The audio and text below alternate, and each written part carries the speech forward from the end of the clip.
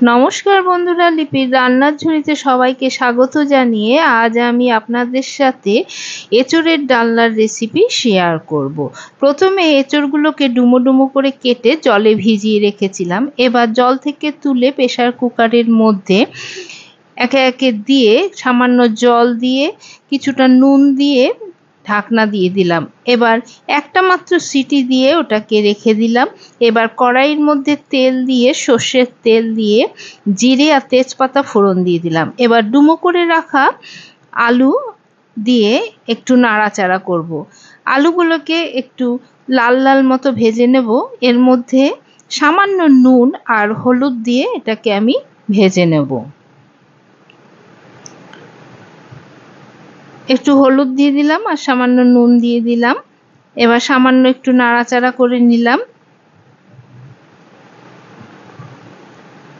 এবার সেদ্ধ করে রাখা এঁচোড়গুলো এর মধ্যে দিয়ে ভালো করে নাড়াচাড়া করব এটার মধ্যে। এবার এর মধ্যে পরিমাণ মতো হলুদের গুঁড়ো আর দিয়ে দেবো নুন। এবার ভালো করে নাড়াচাড়া করব আর ঢাকা দিয়ে দিয়ে একটু কষিয়ে নেব।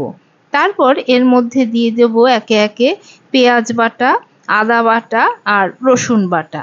আবারও ভালো করে নাড়াচাড়া করব। একটু ঢাকা দিয়ে দিয়ে এটাকে কষিয়ে নেব। এবার দিয়ে দিলাম জিরের গুঁড়ো আর ধনের গুঁড়ো। এই এঁচোড়ের ডালনা একদম পুরো মাংসের মতো খেতে লাগবে। এবার এর মধ্যে দিয়ে দিলাম টমেটোর পিউরি, কাঁচা লঙ্কা বাটা আর শুকনো লঙ্কার গুঁড়ো। আবার ভালো করে এটাকে কষিয়ে নেব। কষানো হয়ে গেলে সামান্য একটু ঢাকনা দিয়ে দিয়ে কম আঁচে এটাকে রান্না করতে হবে। এবার পরিমাণ মতো জল দিয়ে দিলাম, একটু নাড়াচাড়া করে এবার এটাকে ঢাকা দেব মিডিয়াম আঁচে।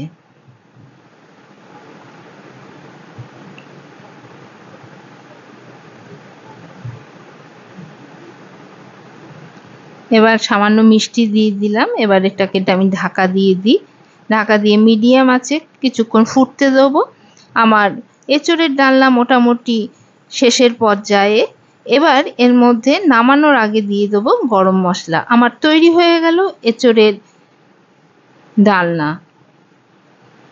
আপনাদের যদি ভিডিওটা ভালো লেগে থাকে তাহলে সবার সাথে শেয়ার করবেন আর নতুন বন্ধুরা সাবস্ক্রাইব করে আমার পাশে থাকবেন আর পাশে থাকা বেল আইকনটা প্রেস করবেন, তাহলে আমার নতুন নতুন ভিডিওর নোটিফিকেশান সবার আগে আপনাদের কাছে পৌঁছে যাবে। ধন্যবাদ।